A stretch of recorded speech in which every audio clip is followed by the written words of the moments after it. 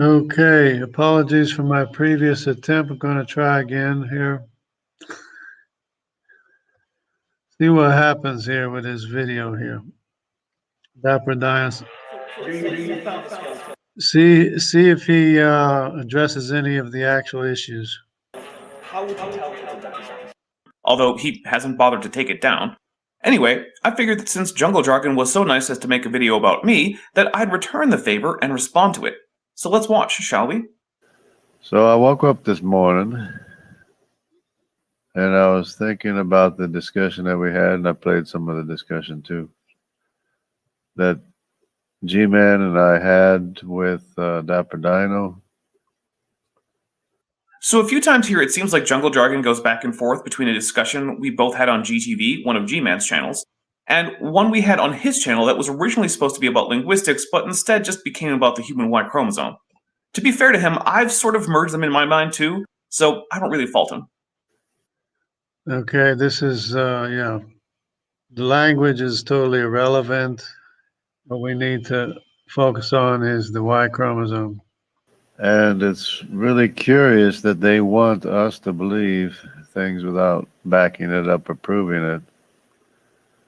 Because they say you can't know anything for certain in science. Well, the only things I advocate for as Dapper Dinosaur is that you believe things that are well backed up. But well backed up and proven aren't the same thing. Proven. Yeah, and evolution isn't even, almost proven. No part of it is almost proven. So evolution is total nonsense. You might as well just drop it and forget about it because it's total nonsense. Proven means there is not even a logical possibility that one is wrong. You can do that in mathematics, but not in science, as there is always a margin of error. But eventually, when so many observations, experiments, and measurements all support a single theory, it becomes so likely to be true that to act as if it were not true becomes a bit crazy. Evolution, universal gravitation, quantum dynamics, and the germ theory of disease are all examples of this. But they want us to believe anything they say is true anyway. I mean, not anything, but the basics of science would be a good thing for everyone to start accepting. So we have this problem in schools, in colleges.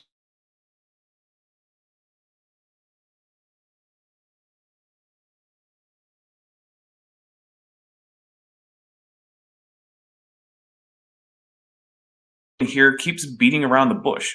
We all know he means basically all of modern science, since that's what would have to be overturned for young Earth creationism to be true. I'm thinking about it, given the fact that what we want him to believe is basically the last 200 years.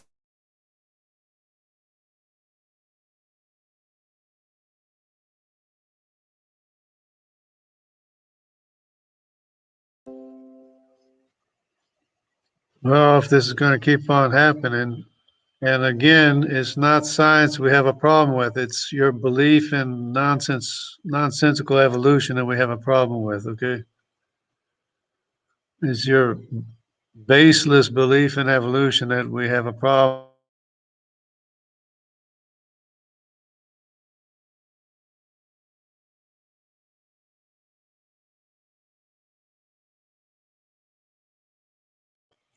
As they would say.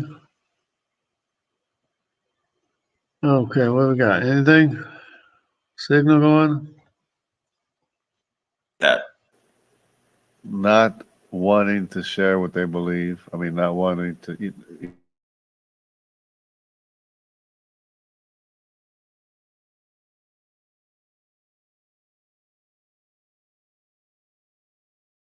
I can think of.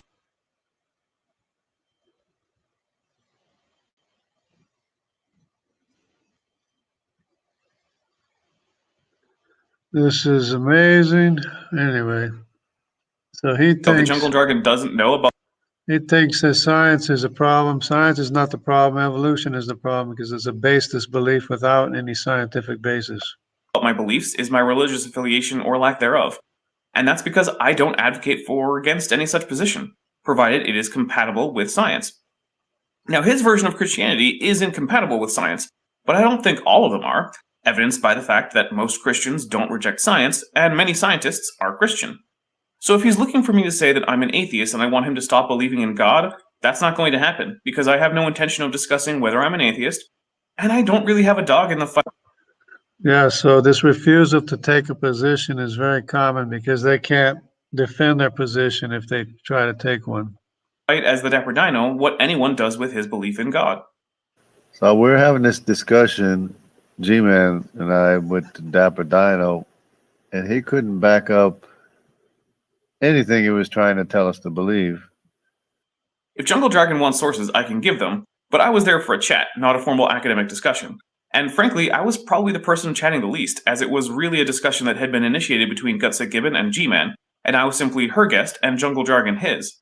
In fact, I don't even remember what I said, and don't care enough to go back to find out, because that stream was rather long, and while it didn't end with anger or harsh words, it also didn't end what you'd call well.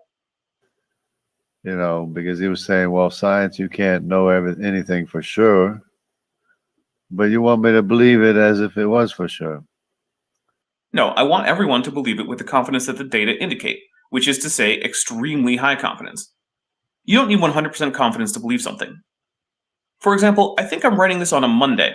I'm almost never wrong about what day of the week it is, and I remember yesterday being Sunday. But I could be wrong, I have been in the past. So let's say I check the date It'd be nice if you get to the point. Let's talk about genetics. on my computer. Well, that also says it's Monday. But the problem is computers can be wrong too. So even then, I don't know with 100% confidence that it's Monday. I could ask my friends and family, or even strangers, and each time one of them confirms that today is Monday, it raises my confidence. But it's not technically impossible that they could all be wrong. So after a few instances of everything confirming that it is Monday, and nothing or very little indicating otherwise, I simply accept that it is Monday and move on. That is also like how science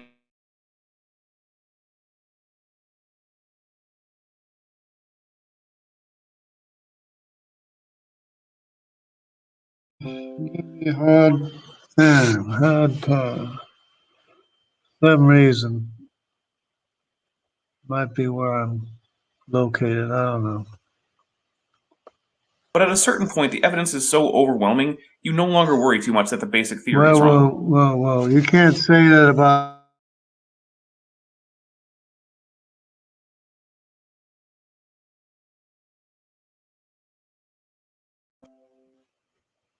Okay, am I back? Yeah, there's nothing overwhelming about evolution, okay? Don't give me that. Don't even try with that nonsense. Nothing convincing about any part of evolution.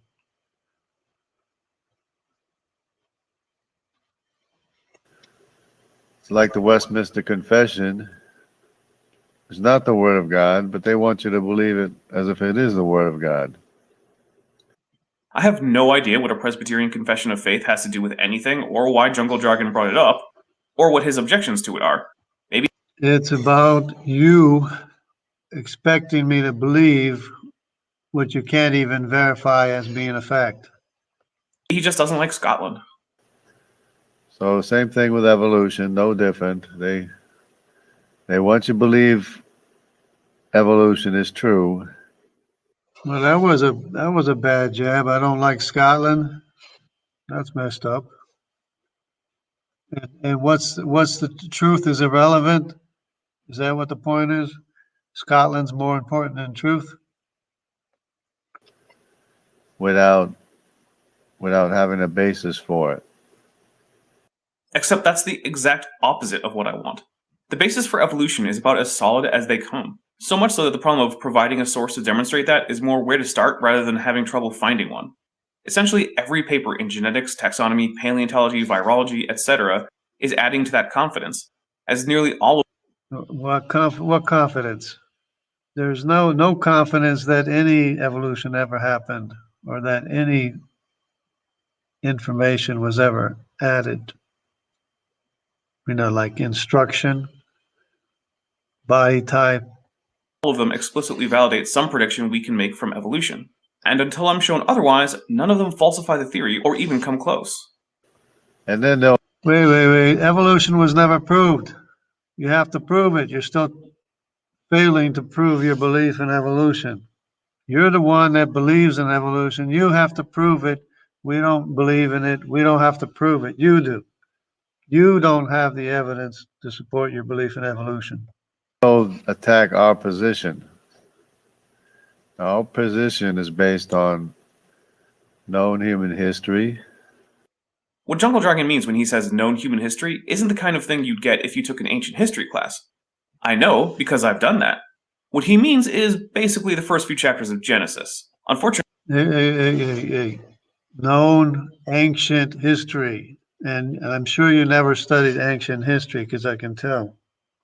we know those chapters are not literally historically true, and since they were likely written at a time when the concept of sober, unbiased historiography had not really Yeah, and that's all wrong too, because you don't know ancient history. developed, they weren't really intended to be either. They were the mythic history of the Hebrew people, written to help them maintain their cultural identity during a time of exile in their. It's not mythical. Hebrews are not mythical. We have their Y chromosome. It's J2 and I2. Okay? It's not mythical. They're real people. They're Semitic. They're from Ur. Abraham's from Ur. Semitic population. Their homeland, and based on how well modern The Sumerian population.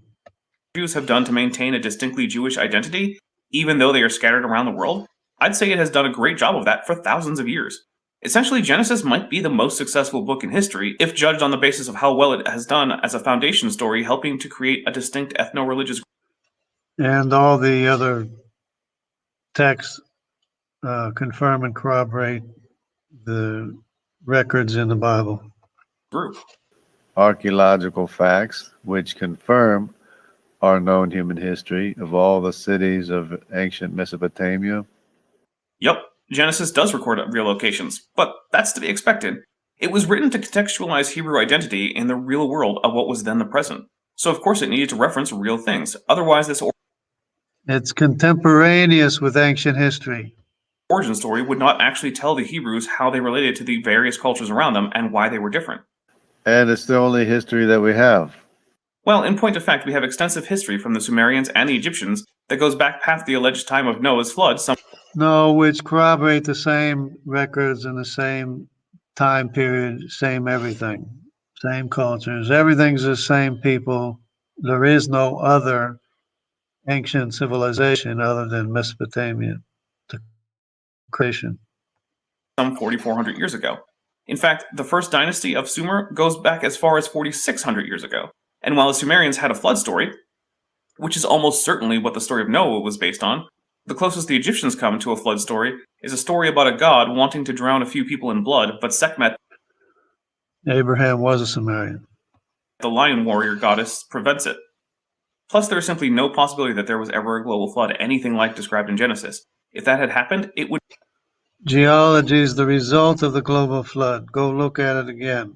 It's mud layers over a mile deep everywhere around the world with what was living at the time in those sediment layers buried, just like you should expect. Or if you had any, common sense, common knowledge, you'd be able to understand that our geology is the result of the global flood. Would not be a debatable topic. It would be glaringly obvious. They want us to believe their story that they have no archaeological evidence. Well, we wouldn't really expect much archaeological evidence for evolution, since archaeology is just looking at human artifacts. There is some, though, in that ancient stone tools increase in sophistication along with the brain case capacity of fossil hominins. Boy, you are one brainwashed person, that's for sure. There's a lot of tribal people that had stone tools, because if they don't have iron, you have stone tools. But I will admit that paleoarchaeology is not exactly what is used as the primary evidence for human evolution. As for events like a global flood wiping out a pre-existing civilization, that would leave an archaeological record, as would everyone dispersing from the Tower of Babel from Mesopotamia. As a matter of fact, the South American Indians don't even use stone tools. I mean, as far as for hunting, they use all things from the forest, different types of woods and poisons and resins and stuff that they get from the woods, but they don't have stone arrowheads or stone spearheads. That's all from different kinds of woods, and but which have the same result. In they have a wide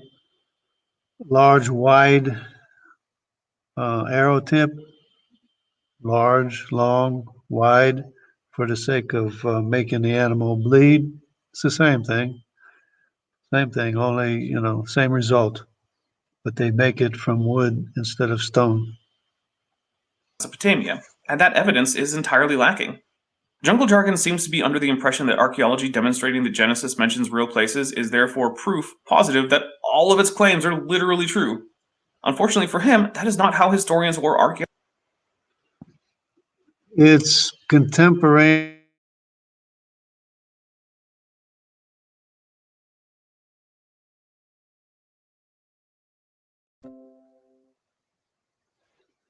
Now, if I get a signal back. Hello, everybody. Iger Television, Young Earth Creation. Everybody, I hope you're not too annoyed by this annoying internet connection I have. But anyways, back to the making up stories and stuff, and evolutionary supposed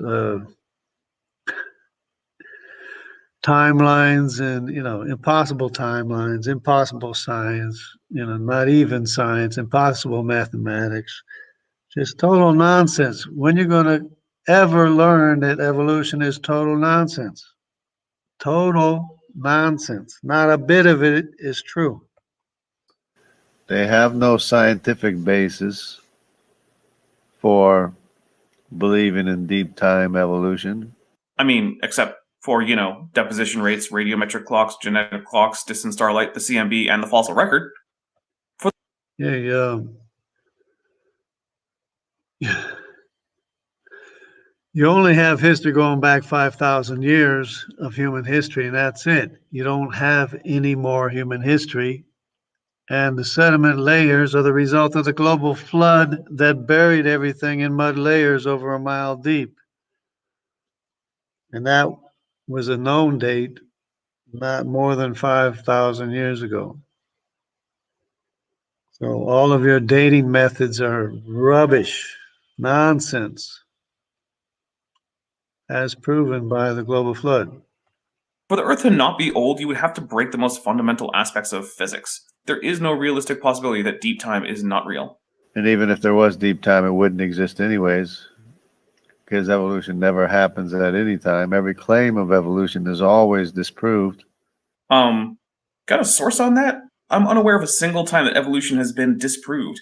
Every claim that evolution ever made, with a teeth and this man, that man, and the other man, has always been disproved. Every single claim that of evolution ever made is always disproved. Make a claim, it'll be disproved because it's nonsense. It's rubbish.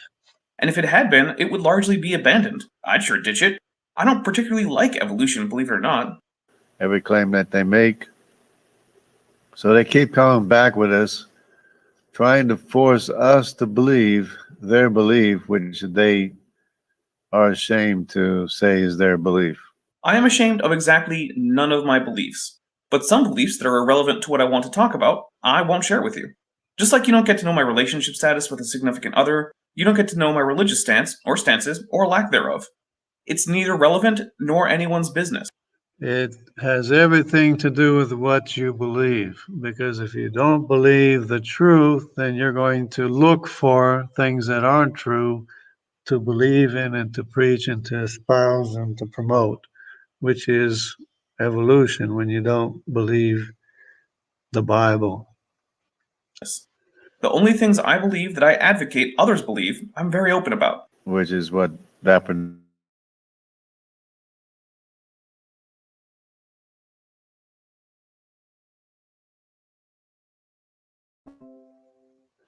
Okay, am I back? There we go. Try this again. But he's ashamed to say that that's what his belief is. I am not ashamed. Evolution is the only theory of biodiversity and the history of life that has any shred of evidence for it. To deny Evolution is a joke. It's a joke. You can't get written instruction that's not there. Billions of bits of written programming that's not there. You can't get it by making mistakes, no matter how much selection there is. it requires ignorance, dishonesty, or both, or maybe insanity. I have no shame about this. I'm also not ashamed about the things I don't tell Jungle Jargon about. He is just not my personal friend, so he doesn't get to know them. It's really weird. No, what's really weird is your inability to separate your conception of my alleged atheism. Yeah, I would explain that it has everything to do with your worldview, what you believe, but you just don't want to put together. But the thing is, it's your belief in naturalism that you can't back up. From the claims about You can't even state whether you're a naturalist or an atheist or what it is you are because you can't back it up anyway. science I make. So he's afraid to show what he believes, and he was trying to say that the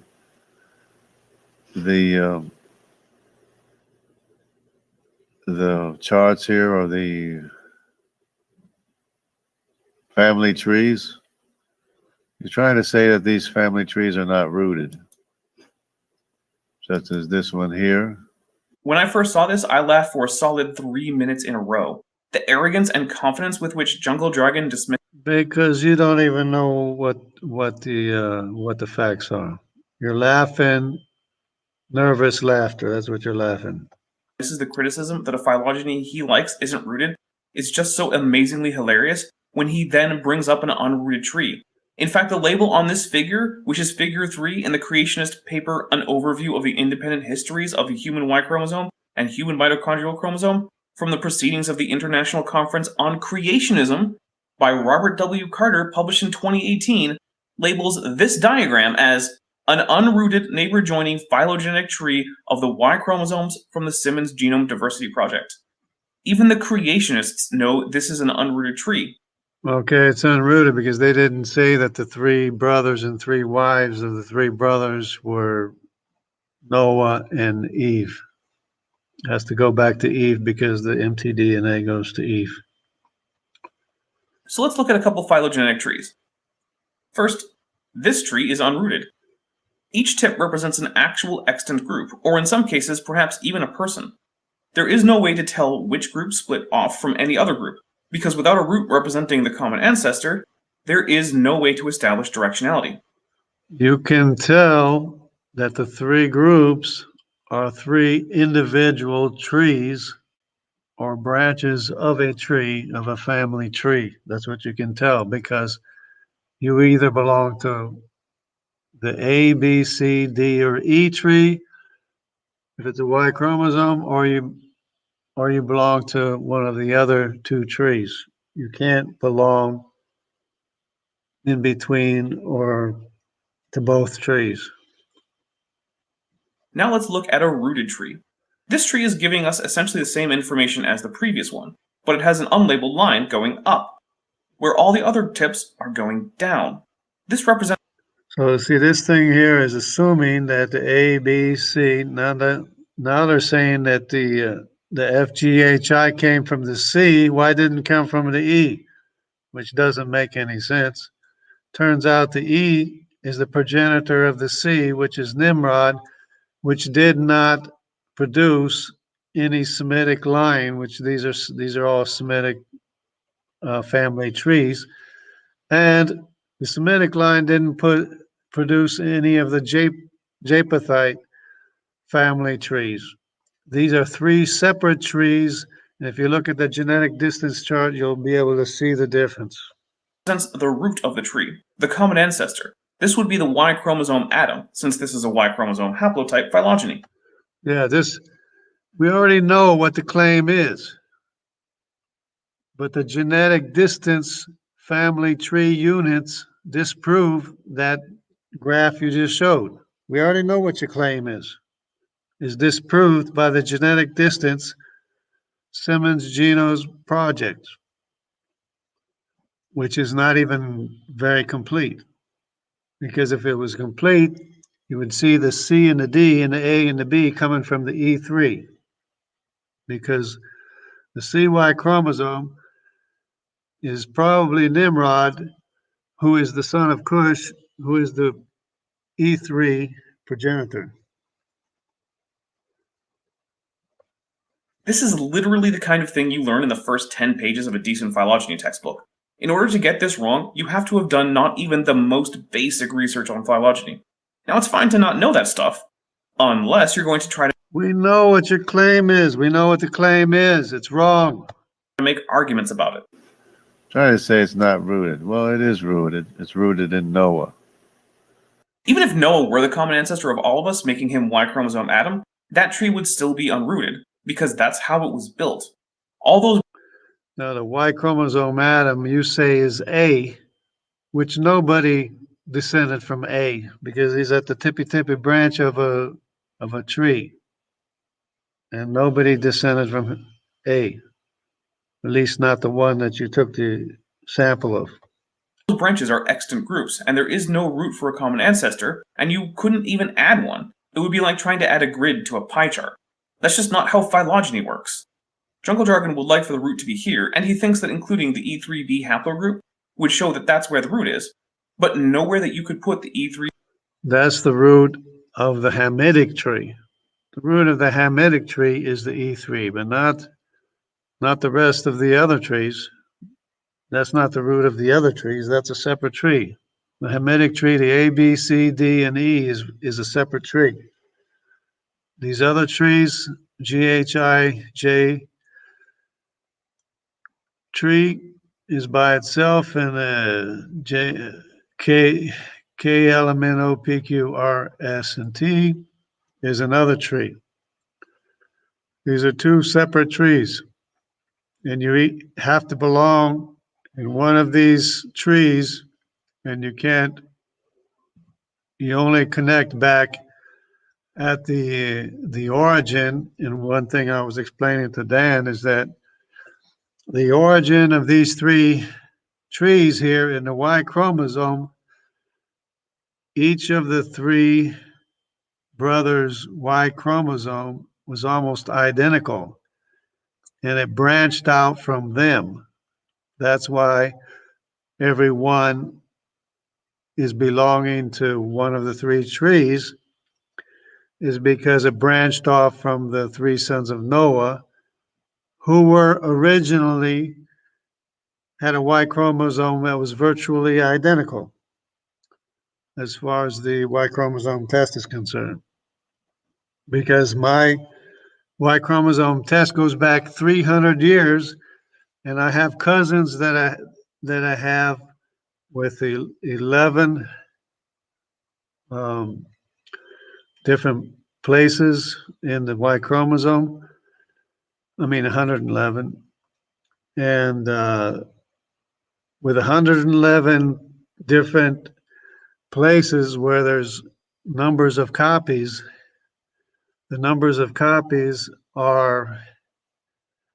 have 5 differences from me. Out of 111 places, 5 of the positions are one number of copies different than me.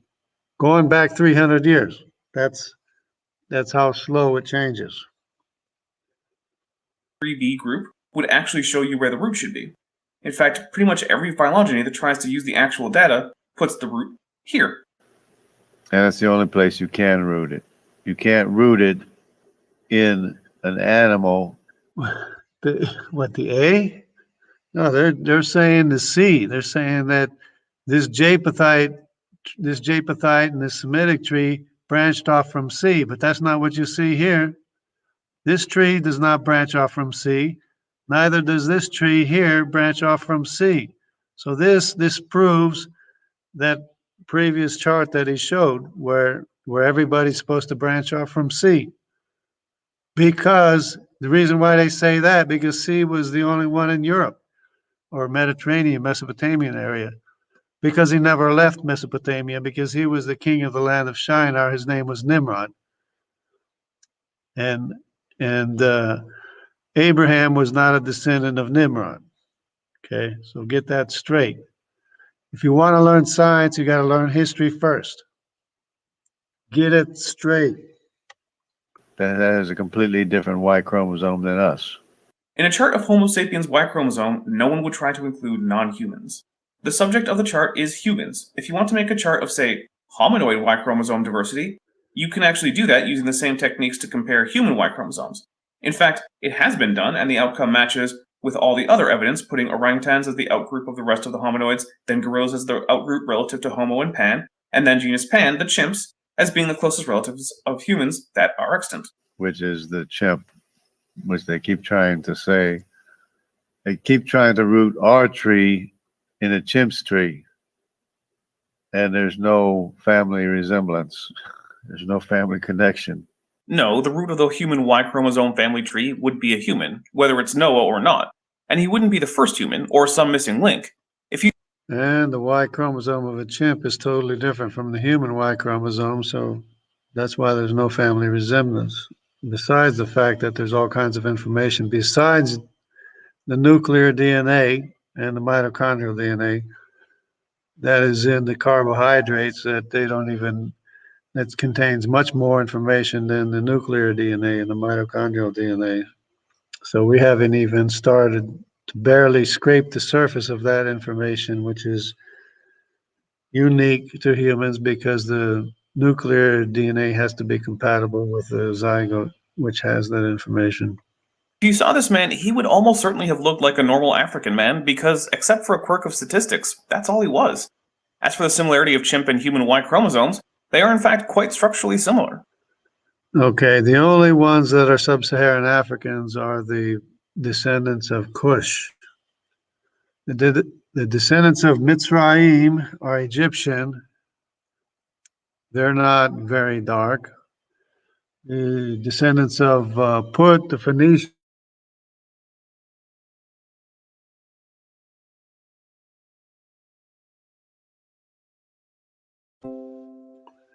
okay, back again. Okay, so the descendants of Put, the Phoenicians,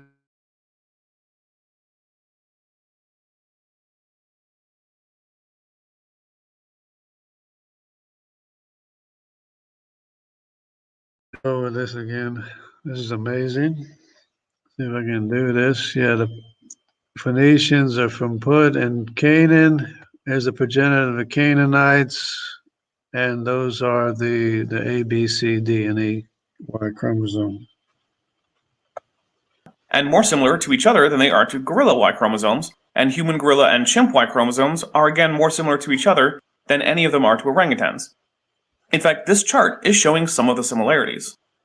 Yeah, I know he wants to talk about apes and monkeys and everything. He doesn't want to talk about what the evidence is of the Y chromosome and historical evidence, which matches up. And you have this huge gap here between these trees here, because these are trees. This is a tree, this is a tree, this is a tree. They're all stem from the same source.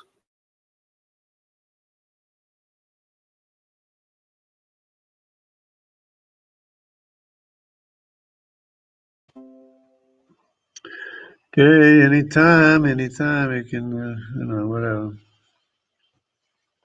Well, it certainly could be rooted there, but it's not. And it's not even the biggest gap on the tree. It's just a biggish one towards the middle. But the middle isn't the root of the tree. In fact, when scientists actually go about trying to figure out where the root is, they invariably end up rooting it between A and B. In the description, you'll find 3 different papers that all root the phylogeny in the same place for the same reason, because they traced back the mutations and arrived at that conclusion. To see how this works, I'll compare it to That's nonsense to root it between A and B. And if you go back, it's total nonsense. the Bible, specifically ancient manuscripts of the Bible. You see, we put biblical manuscripts of sufficient size into textual families. The 2 major families, at least for the Greek New Testament, are Alexandrian and Byzantine. So these manuscripts were produced by hand copying, which comes with errors. These errors were most often either innocent mistakes, or things like using an abbreviation in the new text where the older text did not include that. An example might be replacing the word for God, theos, with a theta with a swoop over it, which is a common abbreviation, Or another would be that since many words in Greek end up ending in the same 2 or 3 letters, a scribe might accidentally skip down a line to another word with a similar ending. But when this new script is used for copying, those errors are likely to be carried down to the next generation of manuscripts, which themselves may contain new errors. So by seeing which errors, in this case analogous to mutations, are in which manuscripts, we can build a family tree of biblical manuscripts. In the same way, by tracing shared mutations, we can build up the history of the Y chromosome and which shows that we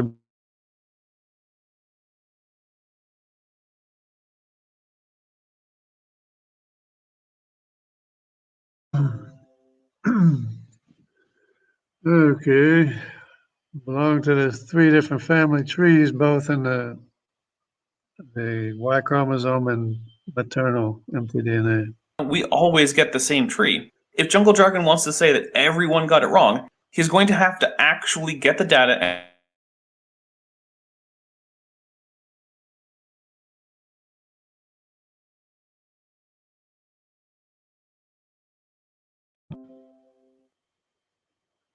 I'm not the only one that has a problem with evolution, even though, I've known it's been rubbish for 50 some years already.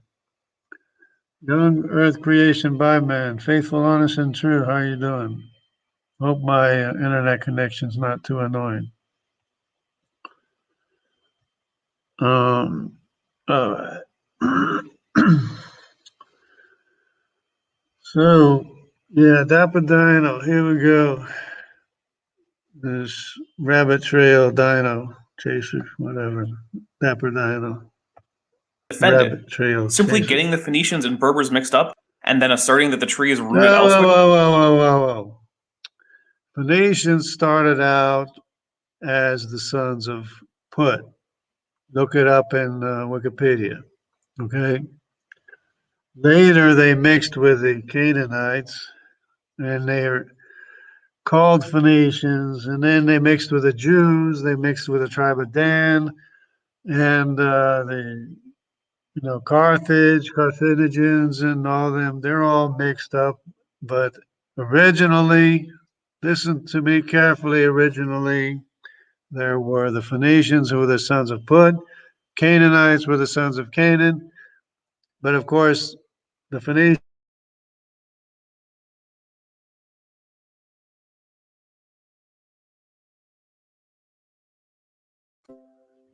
Okay, the Phoenicians and the Canaanites were sea peoples. That's why they ended up getting mixed. They were basically Egyptians, but there was Mitzrayim as one progenitor. Put was another brother. Canaan was another brother. Cush was the other brother of the sub-Saharan dark Africans. Even the Bible says so. And basing it on the Bible is not sufficient. And these are known people groups. And Okay, I just wanted to point out here. They got the E2, the E1B1. This is like one of the pharaohs was an E1B1, and some of the Canaanites or Phoenicians or whatever you call them were E1B1s or E1B1A or whatever. Then you got the eight. These are sub-Saharan Africans. They are pretty much, except they could be from anybody too. But this is not very exhaustive, as you can see. But the point being is that the E3 is a progenitor of C and D, and it's missing. So if it was present, it would start the branch below the C because the E3 produced C, which is Nimrod. So the Cush is the father of Nimrod, the CY chromosome, which is in Mesopotamia, went all through Asia and the rest of the world to the east. If anybody cares to know. you can't deny if you're an S, you can't claim to be a Q. If you're a Q, you can't claim to be an A. I can claim whatever the heck I want. The question is, am I right? No, you can't. And yeah, you'll probably be wrong. You have to claim. I mean, if you want to make a claim, you got to base it on fact, and that's very important. And it seems what you're not able to do. And if you're an A, your tree branched off from the same place that the CY chromosome branched off from. There's a node there, but without a root, we can't tell in what direction the branching took place. So we can't say that C and A branched off at the same time from a common ancestor that they did not share with, say, G. You literally can't. Again, listen carefully.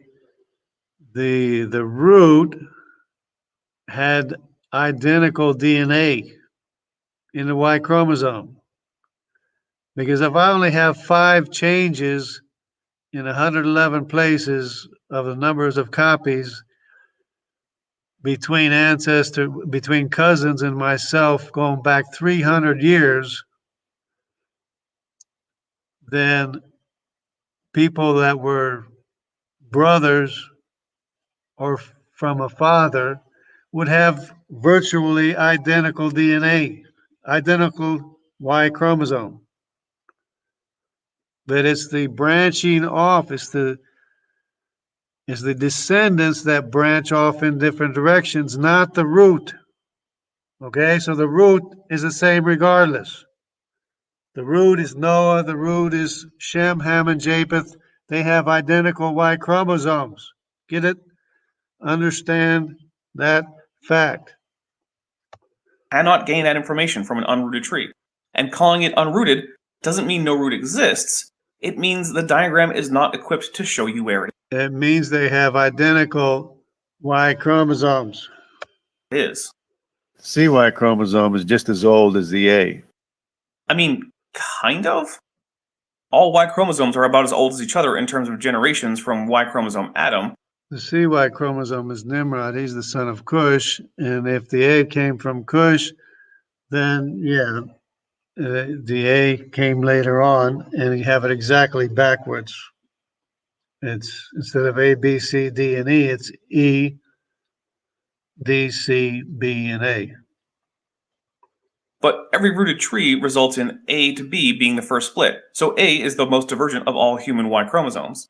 And if they had the 3B, Well, if you have more mutations, it's going to be more diverse. That's what Dan was saying earlier. He's saying, "Oh, it's more diverse. Yeah, it has more mutations. That's all. It doesn't mean it's a, a more."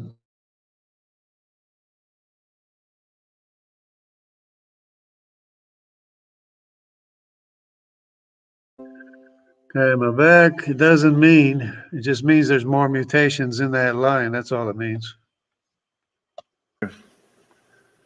if they had the chutzpah or the courage or the willpower to put the E3B Y chromosome in here, it would be before the A and the C and the D. Well, it wouldn't go there because when he says 3B, he means E3B. And while I don't actually know why it's not on this particular phylogeny, the reason it's an E is because it's closer to the other E's than any other group of Y chromosomes. So it would go somewhere in there. Well, the Mitzrayim is E3 and Cush is E3 because they were brothers. Understand that they had identical Y chromosomes, virtually identical, and it branched off in their descendants into different trees that are identifiable. But even if it did, by some wild insanity, go where Jungle Dragon wants it to, that wouldn't make it the root of the tree, because again, that's an unrooted tree. You can put a nucleate anywhere on it.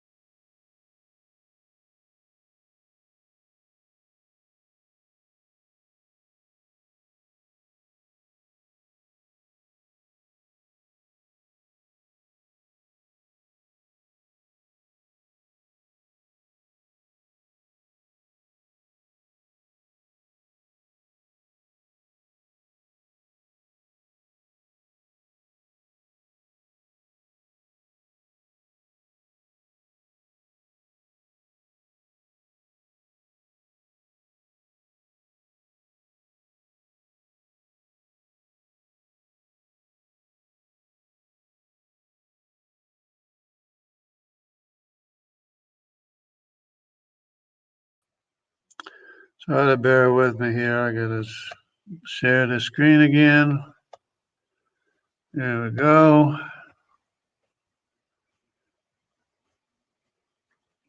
Okay, got this sharing, got this going on here. What's this? Sorry about that.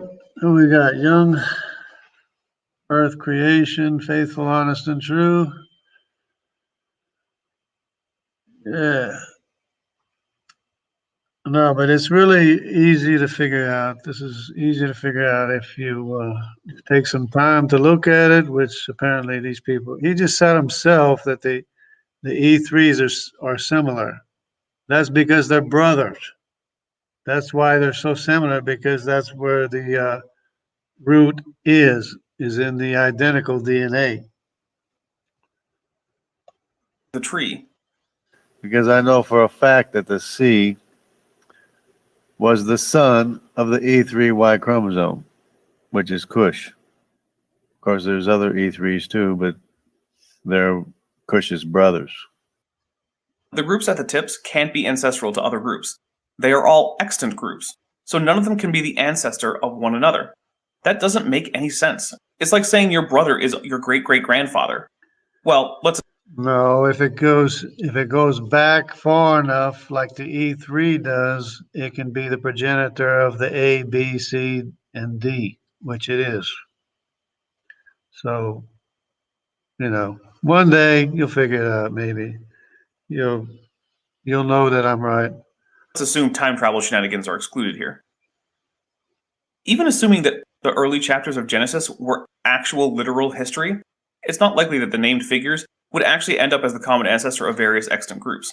It's more likely Whoa, whoa, whoa, whoa! If you go back and look at the map, look at the ancient history map, and you will see that all the people are the names of the sons of the sons of Noah, the grandsons of Noah, and many times of the sons of Noah themselves.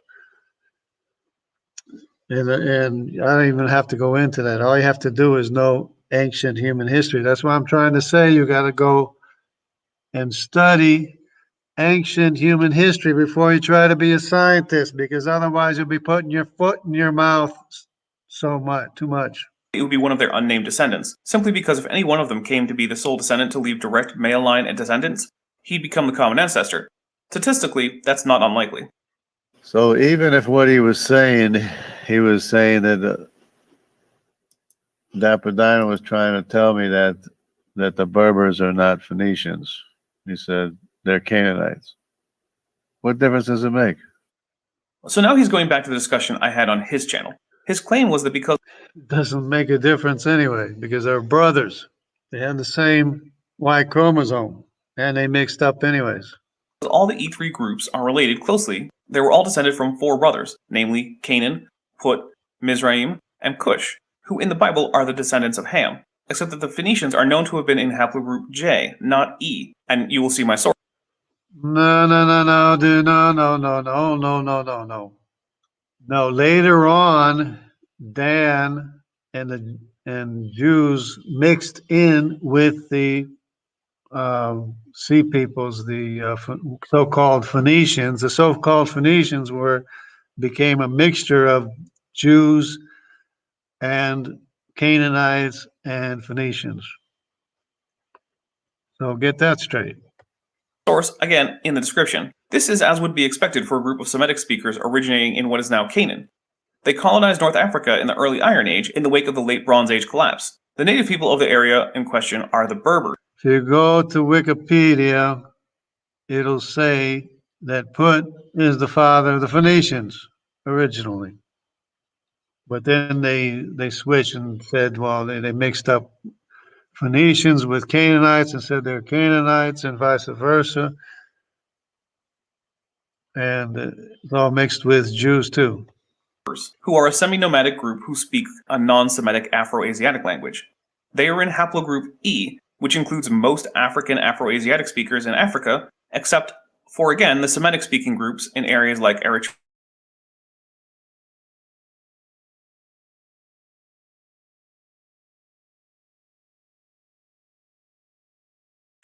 Okay.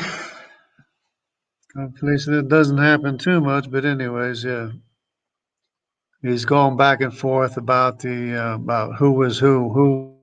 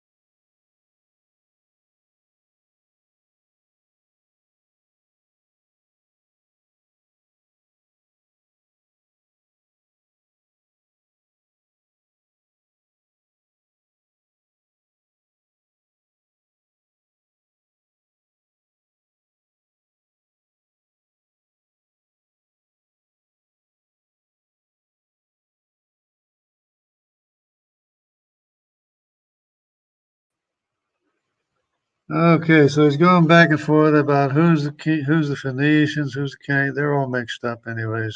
Jews and you can have a JY chromosome in the Phoenicians, no problem there. And the other thing I was going to say was that it doesn't matter because we know who is who. We can follow the paternal Y chromosome and know exactly who was who. So the JY chromosome is from Abraham. It's either the Arabs or the Jews. The J1 is the Arabs, the J2 is the Jewish people from Judah, the I is from Israel, the 10 tribes of Israel. So now that we got that straight, it doesn't matter. We know exactly who is who. We don't have to worry about the language, what language they spoke. Language is irrelevant to what the Y chromosome is. So please get that straight. Please make a note of that. Idea on the biblical idea that Canaan, who is the supposed ancestor of the Phoenicians, should be in the E3B2 haplogroup? We know for Canaan was an EY chromosome. I'm not sure. I haven't been able to identify yet. Could have been E1B1 or E1B2 or an E2. And the same thing with the Berbers. Berber could have been a descendant of Put or something, but it really doesn't matter as long as you know which tree that everyone belongs to. Okay. Canaanites, Phoenicians belong to the Hamite African tree. They can't belong to any other tree. The Y chromosome descendants do not belong to the Y chromosome family tree. End of story. a fact that he wasn't. Therefore, the biblical model Jungle Jargon has put forward is flatly falsified. And to get around this, he just pretends that the Berbers are the Phoenicians. You're out of your mind. You're out of your mind. The biblical account is verified by the Y chromosome DNA, and it doesn't matter who the Berbers were, who the Canaanites were, who the Phoenicians were, as long as they have an EY chromosome, they're not Jews. They don't belong to the Semitic family tree. So please make a note of that. because, well, he doesn't know anything about history, genetics, or which cultures are which. Canaan was the brother of Put, which is the brother of Mizraim, which is the brother of Cush. They're all brothers. They all have the same Y chromosome. Except, like Identical Y chromosomes, and they branch off from there. Their descendants make the branches of the trees which branch off from them, okay? But the four brothers had virtually identical Y chromosomes. Please make a note of it. I said, that map itself shows that all the groups we can identify with Canaan were in fact carriers of the J haplogroup, not E. According to the Bible, Canaan's descendants included No, there's no way that J fits in there to that tree. J is separate from the E family tree. the Sidonians, who were apparently the Phoenicians, the Hittites, who were an Indo-European speaking group in what is now Turkey, who probably did not have a dominant haplogroup, being composed of people from a diverse background in reality, as opposed to jungle jargon's fiction, the Jebusites. Hey, we're talking about the paternal line. There's no foggy area with a paternal line. You either belong to one tree or the other tree. There's no foggy distinction. We're not talking about autosomal DNA. We're talking about the paternal line, father to son, father to son, father to son, all the way down. Same thing with the mtDNA, is maternal line, mother to daughter, mother to daughter. So please make a note of that. Who were claimed almost certainly falsely to be the ancestors of the Arab Palestinians, but this was done for political reasons, not scientific reasons. But if it were true, that would also put the Jebusites in the J group, not in the E group, the Amorites of unknown Y haplogroup, but who, based on location, Just take their DNA test and you can be sure without a doubt which tree they belong to. They got an E or an A, B, C, D, or E of some kind. They belong to the Hamite African tree, family tree. If they have a FGHIJ, they belong to the Semitic tree. KLMNOPQRS and T, then they belong to the Japhetite family tree, and unless shown, proven otherwise. and language were probably also in J, and the Hamathites, Sinites, Semirites, Arvadites, Girgashites, Archites, and Hivites, about whom essentially nothing is known. So we have, according to jungle jargon, one brother with a J haplogroup Y chromosome, and three brothers with E chromosome haplogroups, even though his favorite unrooted phylogeny doesn't put those as particularly. The JY chromosome is a paternal male descendant of Abraham. No ifs, ands, or buts about it. It is what it is. You cannot change it. That is a fact because DNA does not lie. The J1 is the Arabic people predominantly. Of course, they can switch back and forth. I mean, not that their Y chromosome switches, but the people switch back and forth between Arabic and Jew. But if you have a J1 Y chromosome, you're in an Arabic tree. If you have a J2 Y chromosome, you're in the Judaic tree. If you have an I2 Y chromosome, you could be one of the scattered 10 tribes of Israel. Close, and there's no way to root the tree to make them sister groups. But to get around this, he proposes that an entirely unrelated group, the Berbers, are actually Phoenicians, as far as I can tell, solely because they have the right Y chromosome haplogroup. Another group. If they mixed up later on, it's irrelevant to what they were originally. Originally, Put is the father of the Phoenicians, and then they mixed up with Jews and whoever, and that's irrelevant. It's totally irrelevant what you're saying. That I'd like to talk about, regardless of what's going on with their chromosomes, is my patrons and channel members. I want to take a moment during this first month of a brand new year. I don't know if he's finished. Oh, he's just talking. Okay.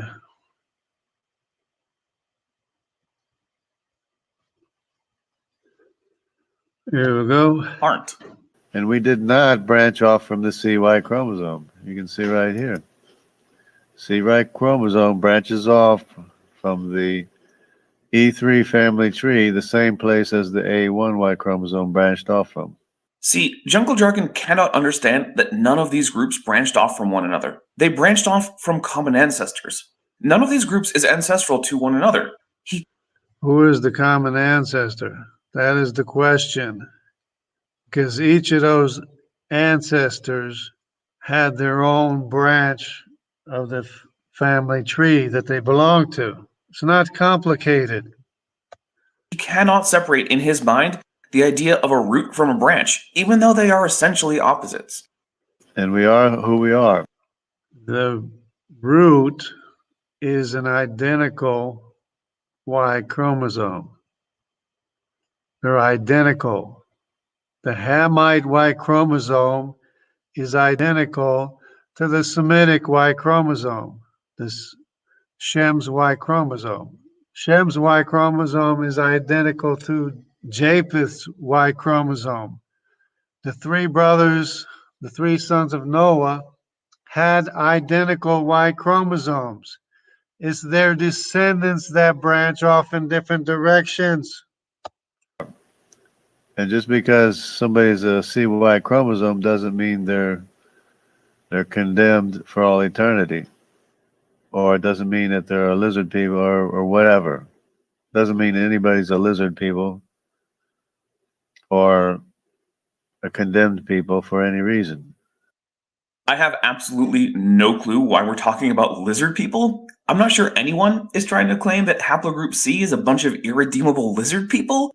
The CY chromosomes are descendants of Nimrod, who is a Hamite, who is the one that uncovered Noah, and Noah cursed Canaan as a result.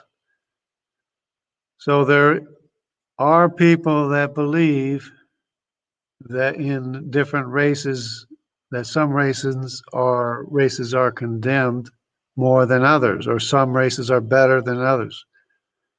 And I'm specifically pointing out, especially because of Jesus, is that there are no condemned races. So it doesn't matter what your Y chromosome is, because we all belong to the same family tree. Because Shem, Ham, and Japheth had identical Y chromosomes. And it's what you choose to do that makes the difference in your life and everybody else's life. I don't even know what that means. It's certainly not my position. Because the CY chromosome is found over here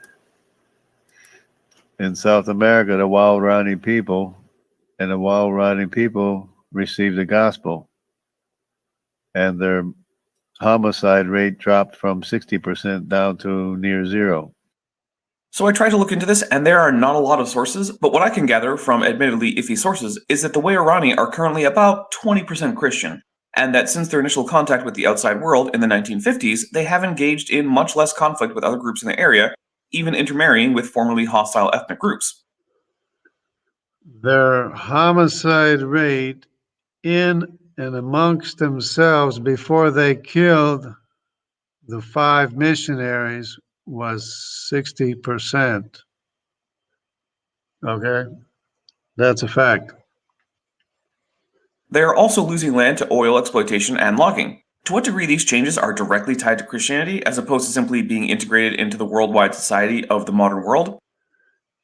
And if you don't know the story of the wild riding people, you should go check it out, because they killed 5 missionaries, and the sons of those 5 missionaries and their wives have videos on YouTube talking about it, which will explain everything, and how the Waorani people accepted, some of them accepted the Lord, and that helped the ones and changed the lives of even the ones that didn't accept the Lord. And that's the way it works, which atheists don't seem to understand, that the whole Western civilization has been affected by Christianity, and that's why we don't beat each other over the head with clubs anymore, like they did as tribal people.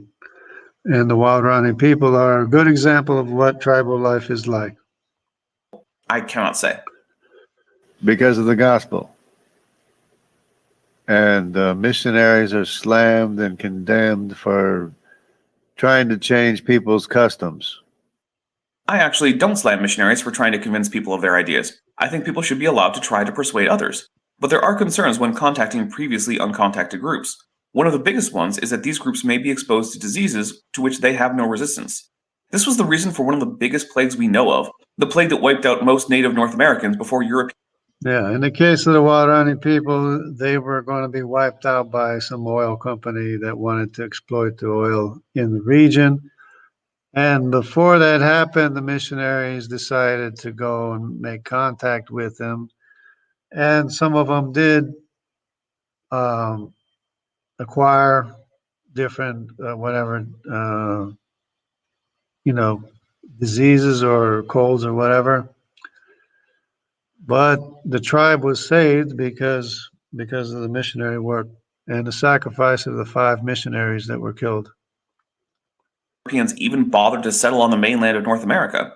It was mostly smallpox brought by Europeans to South America that then spread like wildfire up into North America.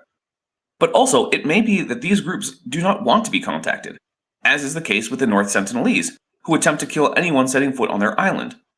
In this case, insisting that you be allowed to visit them to preach is about the same as saying that you should be able to break into someone's house to preach, and then get upset when they use force to expel you. But, provided these things are not issues, I'm okay with people trying to spread their ideas. I also don't think that changing customs is per se a bad thing.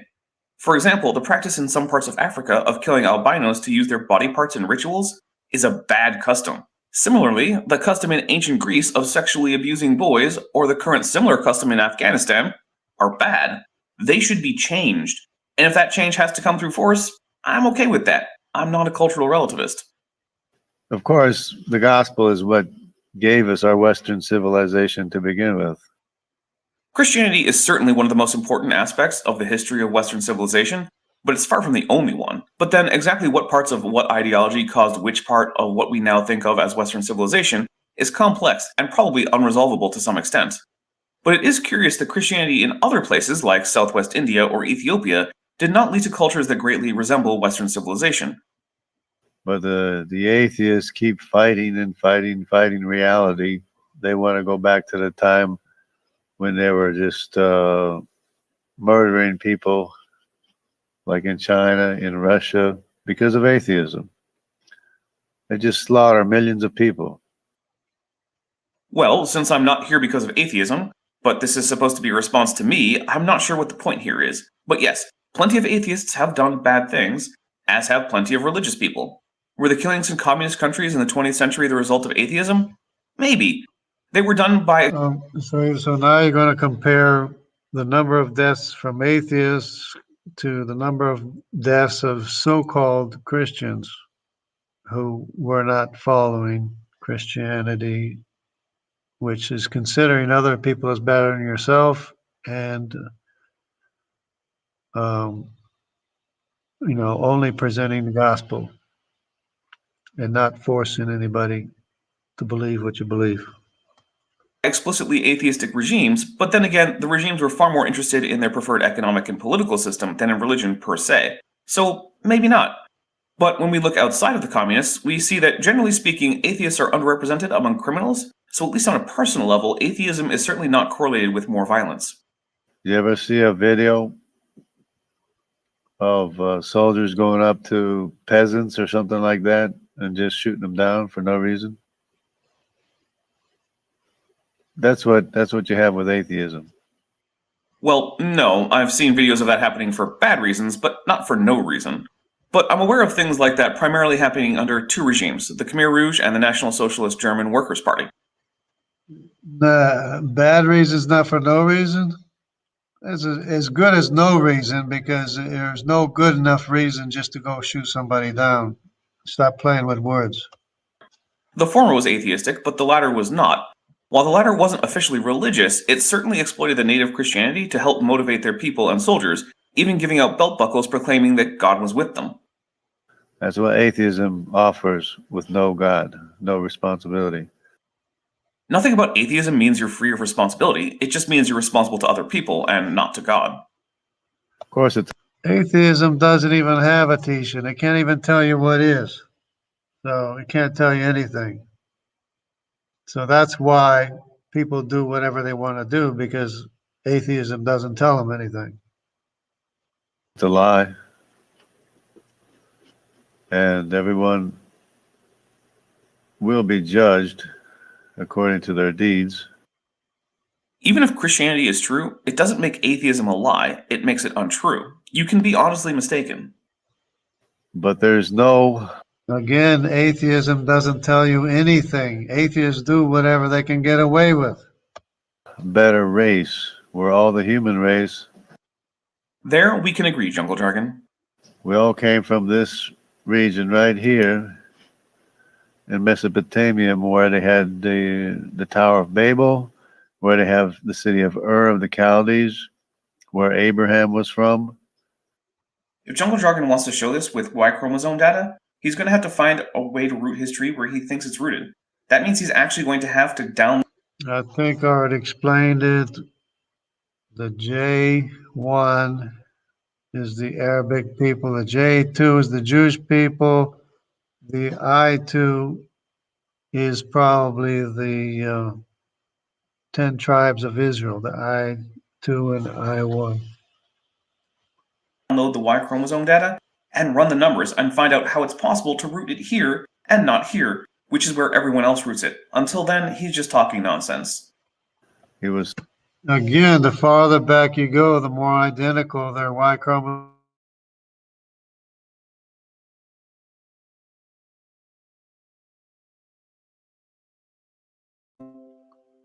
It only branches out with the descendants.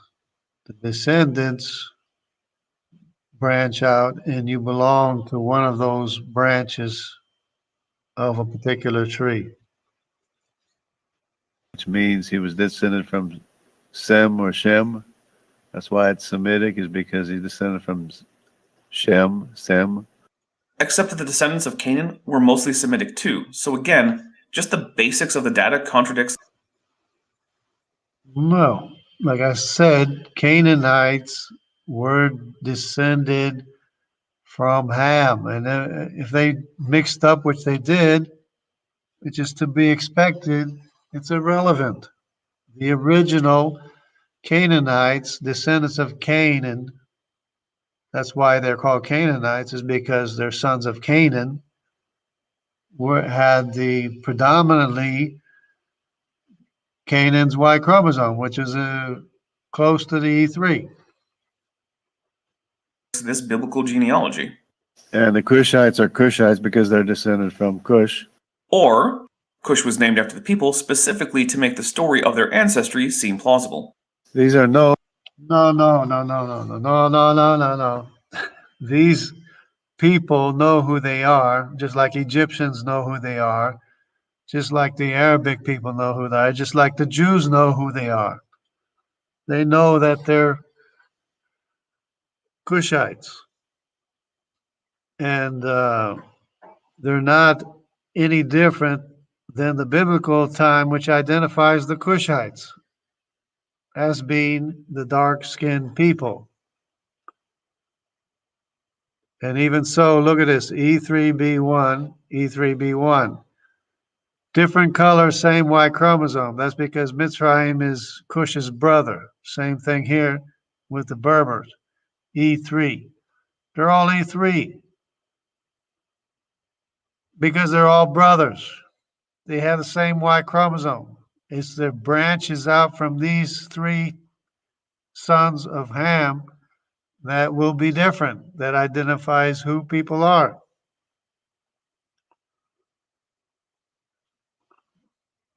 These are known people. These are known people. Nope. They are characters in a book that we have no reason to think actually existed. In human history. That's why you have to root. They are people in history. Go study. You can't be a scientist unless you first study ancient history. They're real people. These are all real people. And the DY chromosome proves it.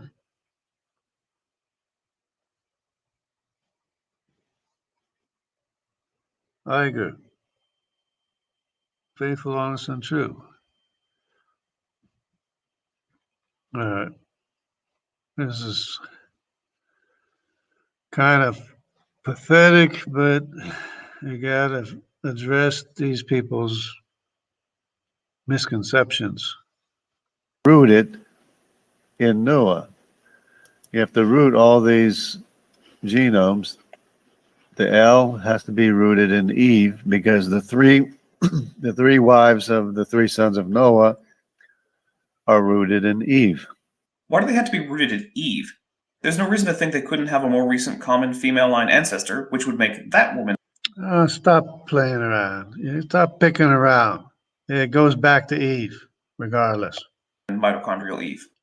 And then when you go to the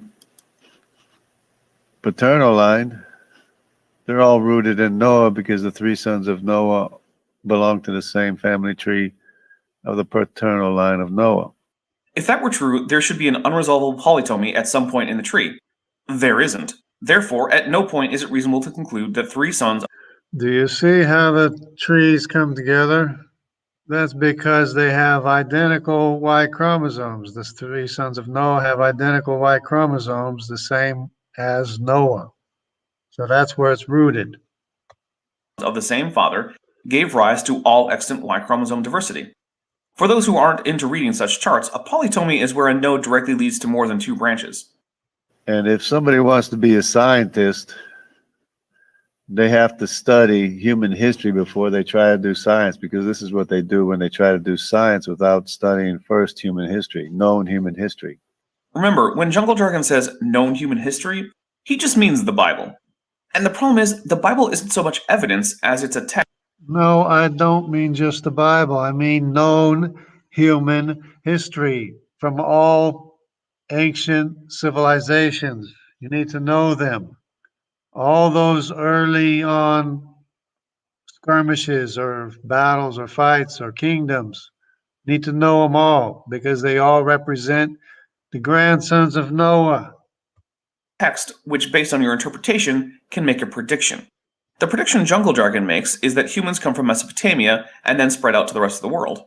Too bad for him that just like his rooted tree shows, human genetic diversity outside of Africa is a subset of human diversity. Now, why do you have everybody else branching off from the sea when we don't even connect to the sea? Your belief has been disproved by DNA evidence. The J does not branch off from the C.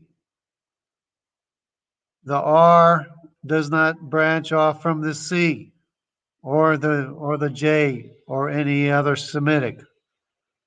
They have their own tree. The Semitics have their own tree. Japhethites have their own tree. Hamites have their own tree, and it goes back to a common ancestor or common ancestors with identical DNA. It's not complicated. Within Africa. This is what their belief is. Their belief is that you have the A first, and out of the A came the B, the C, the D, and the E. No, that is not what it means. I hope Jungle Dragon is watching this because I want him to repeat something to himself 10 times a day and every time he looks at a phylogenetic tree. It makes no difference. You believe that A and B were the first ones and all the rest came later. You're wrong. The phrase I want him to repeat is, the tips of branches on a phylogeny did not descend from each other. They share common ancestors.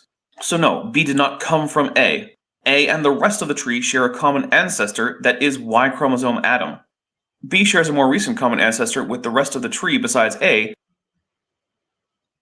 And yet Y chromosome Adam had a descendant named Noah, and his three sons had identical DNA, and that's why we all connect together at a point like that, is because they had identical DNA. Than it does with A, and so on. Again, this is day 1 of phylogenetics class. And everything else. And then they're trying to say that Europeans and Asians came from the sea. Only because the sea is found in Asia. Which is not the same thing as one coming from the other. Jungle Jargon is trying to overturn the scientific consensus without even being able to read a basic rooted phylogeny. Hey, Richard Dawkins himself says that he evolved from Africans. That's your belief. Your evolutionary belief is that the rest of the world came from the CY chromosome. And it's a lie. The rest of the world did not come from the CY chromosome because the EY chromosome came first, and that's the identical DNA of the sons of Ham, the EY chromosome, which was not too different at that time from the Semitics or the Japhethites, but it's their descendants that branch off into different trees, in different directions, obviously, and where you can be identified as to who you are. This isn't baby hour, creationists. You're trying to engage in a complex scientific topic while having the understanding I might expect from an 8-year-old.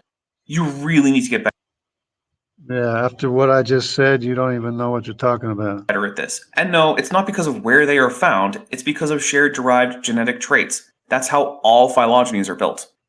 And it turns out the E is the progenitor of the A, the B, the D, and the E, C anyways. I've already covered it. That's mostly because no extant group is the actual ancestor of some other extant group. That's just impossible. That's why in this Simmons Genome Diversity Project, Y chromosome phylogeny, there is no E3, because if it was here, it would show that the C, the D, the A, the B, and the rest of these E's came from the E3. Nope, because 1, extant groups can't be the ancestors of other extant groups, and 2, no matter where you put any new haplogroup in that tree, it doesn't tell us anything about how the tree. The E3 branches off first. The other trees branch off later because they're descendants of the one that branched off first. That's the way it works. Tree is rooted, because you literally cannot tell where the root is on an unrooted tree. That's the whole point of it. Because I know for a fact that this E3 Cushite is the father of this C. All the C's around the world are from Nimrod, who had a kingdom in the land of Shinar in Mesopotamia. No, he doesn't. Not only do we have no way to verify that Cush or Nimrod even existed, E3 can't be ancestral. They existed because their CY chromosome exists. Don't give me that. They are real people in your ancestry, in my ancestry. Autosomally, if not parentally or maternally, in the case of their wives.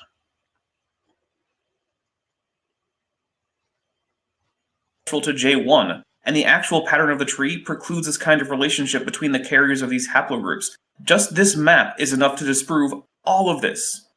And it can't be anybody else because Nimrod was the first king early on, the king of the whole world. And there was a house of Nimrod, just like there's a house of David.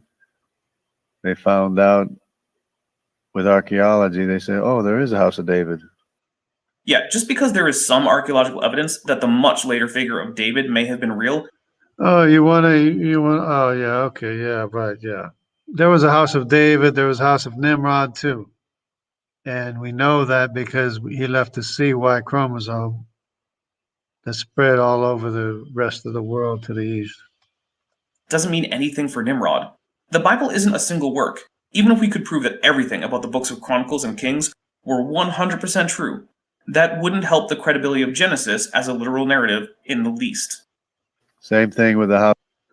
Genesis is the most accurate, most reliable record of ancient history that there is, as corroborated by every other ancient record House of Nimrod. There was a house of Nimrod. and archaeological discoveries. When Esau killed Nimrod, all of his kingdoms fell in this area. Except that's not what we see in the actual histories of Mesopotamia. Nothing like this occurred. And the external the external records, not biblical sources, say that the house of Nimrod was subdued for a time. They don't. Yeah, but you have to understand there was multiple Nimrods, and I'm talking about the original first Nimrod, which is hard to find in ancient sources, maybe because they use a different name.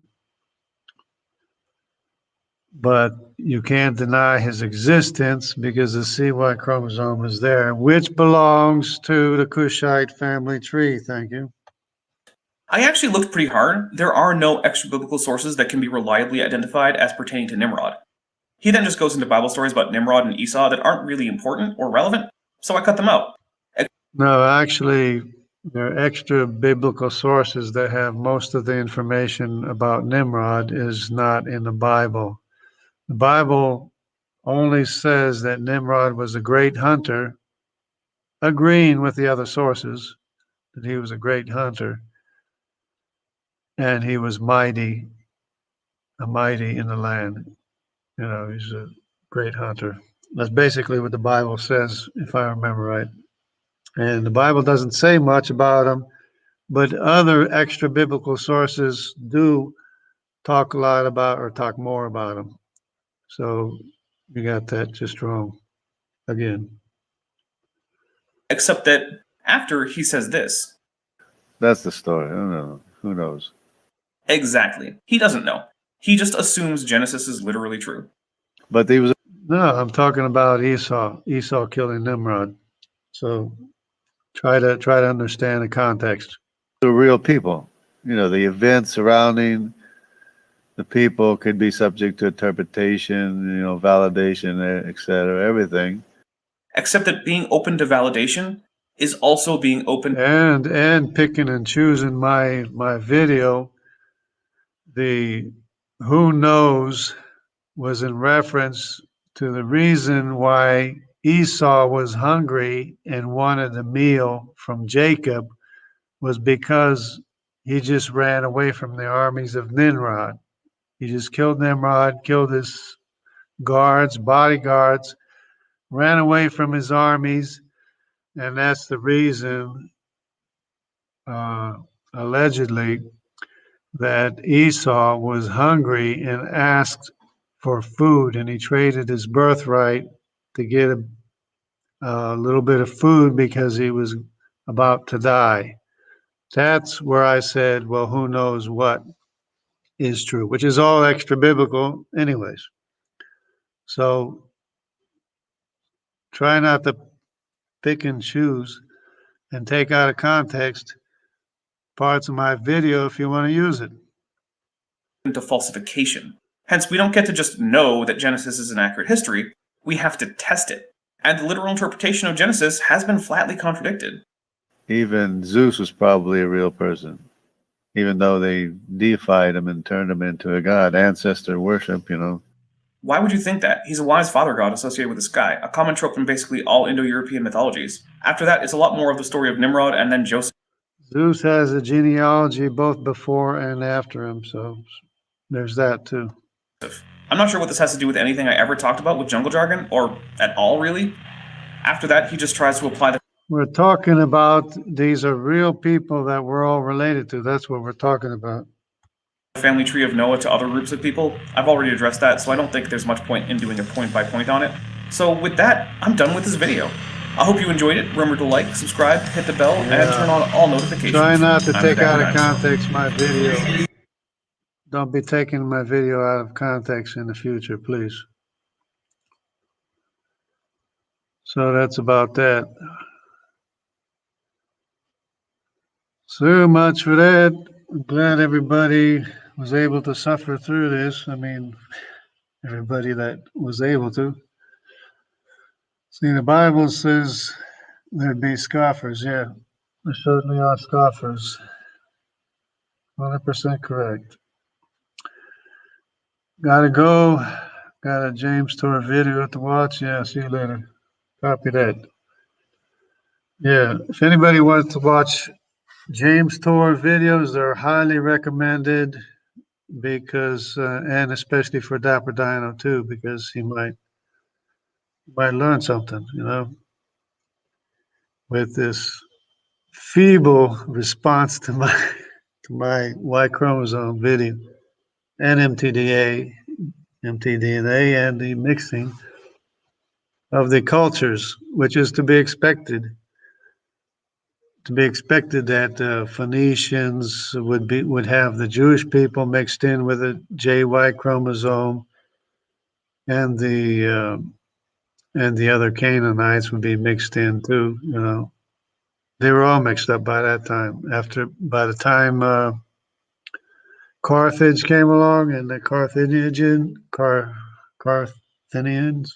Carthaginians, they were all mixed by that. But even so, there were distinct people groups within those populations and that were separate. And because Dan was the tribe, representatives of the tribe of Dan were also there, apparently in Carthage, if not other Jewish people. Not sure exactly which ones were present there, but they were all through the Mediterranean Sea, especially Dan. Dan was the first tribe to leave the land of Israel, and he spread it all over through Mediterranean, and that's why Europe has a lot of Dan names, Danube, Dan, and even Denmark and a whole bunch of places. So, and we have proof with the IY chromosome that goes through Europe. And another video I want to make, which would be the next one. I don't know if I can do it on this one. See, I got an hour and a half going. I just want to look real quick, do a real quick search here of the whatchamacallit Y chromosome. Let me see. The what do they call them? What do they call them peoples? You got the Scythians, Scythians, which were the Israelites, and then you have the Yamnayas. That's what you call them, Yamnaya.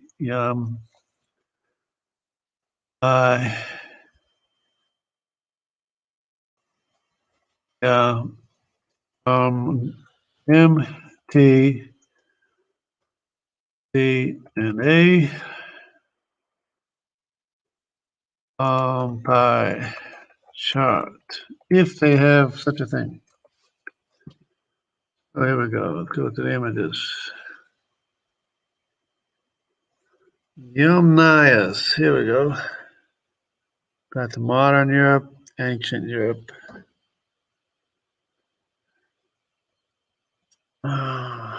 Pacific Ocean.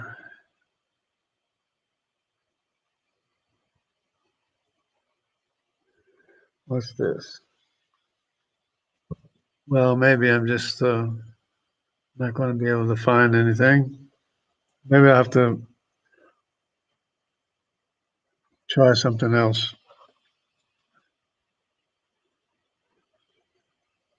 Anyways, the steppes, the Yamnayas, the Aryans, the Celts. This is all history related to the 10 tribes of Israel.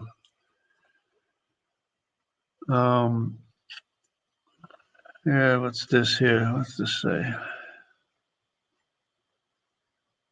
Resolving most common West. Okay, what's this? So what I'm proposing is that the most of Europe is H. There's a H1, H3. I'm H3, and that the Yamnayas, which were an RY chromosome, were already autosomally mixed with this Semitic autosomal population, so that basically the only thing they had was their Y chromosome. I mean, not the only thing, but mostly what they had was just the paternal line of the Y chromosome, and most of their maternal mtDNA was Semitic, not the R genetic Y chromosome or mtDNA. It wasn't because in Europe you don't have very much. It's almost non-existent, as I pointed out in another video. The Japhethite mtDNA is almost non-existent in Europe. But that's basically what I wanted to point out. See, it's HHH.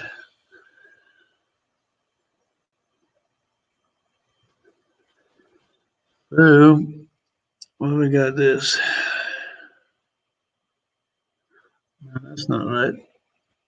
It's irrelevant. Anyways, that's about it. And it was 100% correct. Yeah. Many scoffers. So thanks for enduring this commentary on Dapper Dino's video. And maybe he won't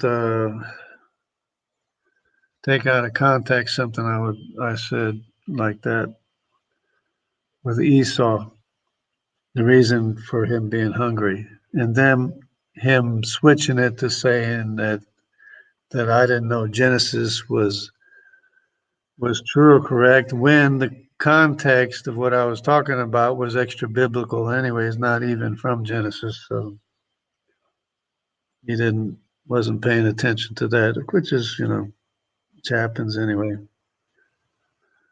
But there's that. So God bless everybody. Stay true. The Bible doesn't lie, and Y chromosome, mtDNA haplogroups, and such are proving that the Bible is true